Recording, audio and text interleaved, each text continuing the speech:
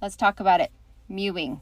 What is it? How to stop it. I think this mewing trend with students is probably going to be the final reason that I decide to never return to the classroom to teach ever again. So apparently mewing gesture has been causing conflicts between teachers and students, and the situation is so serious that some teachers are considering giving up their profession over it.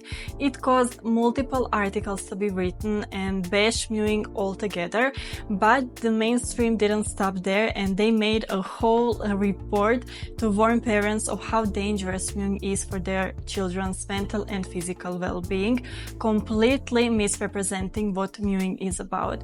Some teachers, out of desperation, even shared some advice with their colleagues on how to deal with mewing issues in a classroom.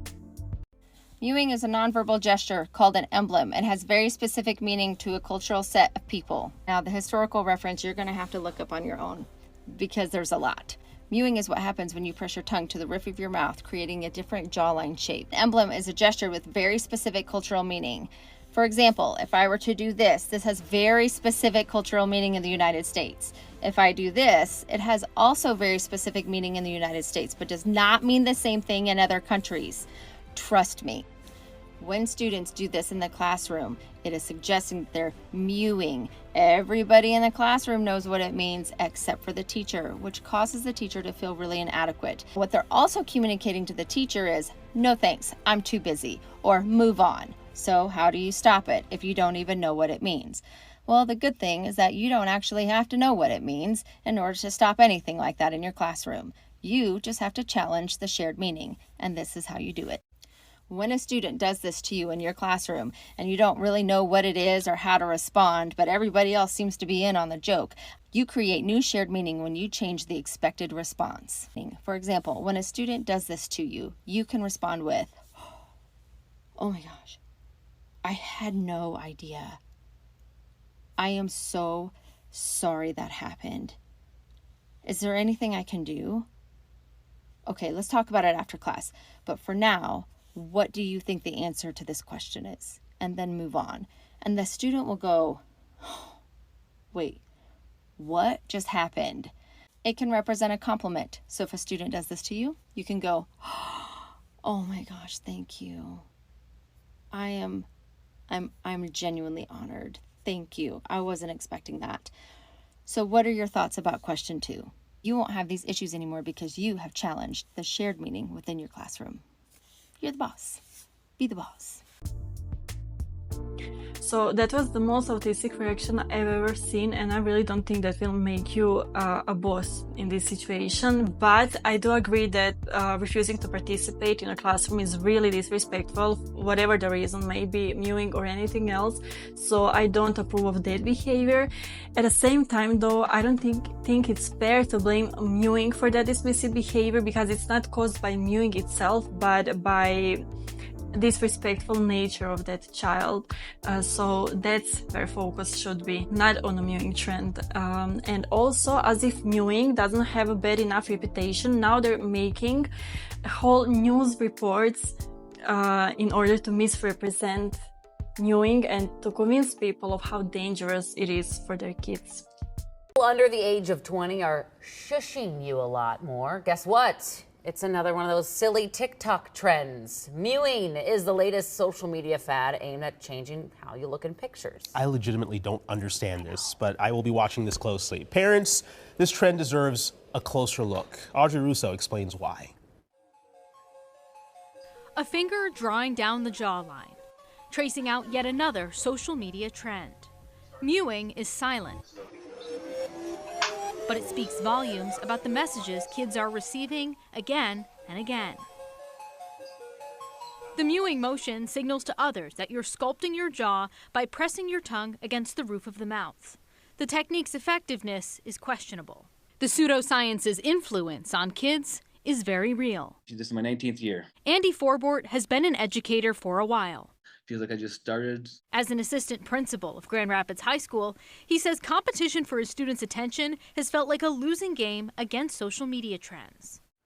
I would say the biggest surprise is how consumed they are by it, how addicted they are to it. Do you know why I reached out to you specifically? I have no idea. When I searched Minnesota mewing, this video was the first one to come up. Forbort had seen the video. Yeah. But he didn't realize the clip from his high school of 1,200 kids had racked up more than 50,000 views. Yeah, it's just where we're at with social media. Of course, not every kid posing for a video is actually trying to sculpt their jaw, but this mewing trend doesn't just exist on TikTok. We found many forums, mostly geared towards young men and boys, where kids were posting anonymous pictures of themselves, not trying to chase clout, they were asking for help. And exactly that should make you want to help those kids, or at least wonder what went wrong and what are those kids reaching for that we're not providing for them. Because on those forums are mostly boys who were not influenced by Barbie or by Bratz or other unrealistic beauty standards like most girls were. Those boys just don't want to have a deformed face. And yes, most young people need help because something went wrong and nobody seems to notice it or offer any solution other than Mike and John knew. That content reinforces and reinforces you are not right. Hilmar Wagner sees the effects of trends like mewing on his eating disorder patients at the Emily program. Just incessant. He says the biggest mistake parents can make is believing a trend is always harmless. Especially in something like mewing, where the intent, the effort, is to physically change some aspect of your body. So he's saying that wanting to naturally change your facial structure is wrong, but changing it with braces or with surgery is not wrong, since he's not saying anything bad about that. Because either way you're unhappy with something and you're trying to change it, but doing it with mewing is somehow toxic. Now, I don't think those people are stupid, but what they're saying is stupid because there's no other way for them to bash mewing other than by being completely illogical about it and contradicting themselves. The Surgeon General agrees. According to an advisory from last spring, 46% of teens report feeling worse about their body image after scrolling social media. That is because by looking at filtered versions of people, you don't learn how to improve yourself. It just reminds you that you do not look like that. Meanwhile, a whole orthotropic and mewing community has the opposite effect on people. It gives people hope and practical guidance on how to improve their structure and health. It is true that main motive for most young people is improving their appearance with mewing, but they're gaining healthy structure that at the same time looks more aesthetically pleasing. I can't even believe that I have to say this, but there is nothing wrong with improving your health and beauty naturally by having a proper tongue posture.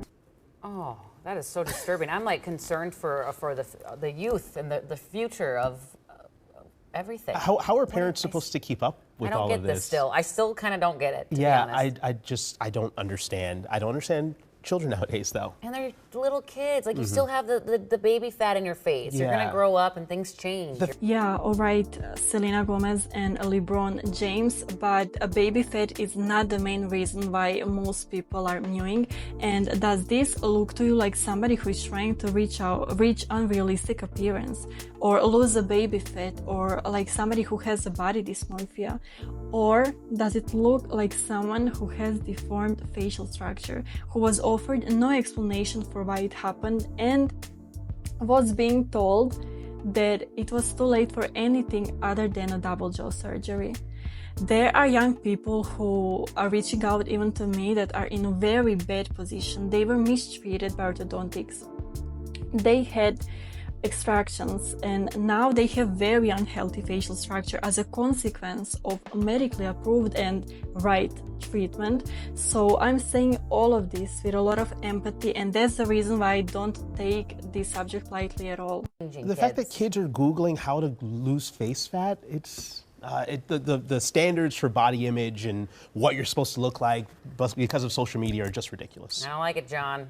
It's easy to dismiss something that you have no understanding of and no need for, but what's surprising to me the most is that none of those people here involved was concerned about issues young people are facing, and they didn't even bother to look into the true reason why mewing is gaining popularity, but instead they assumed that it's for the superficial reasons.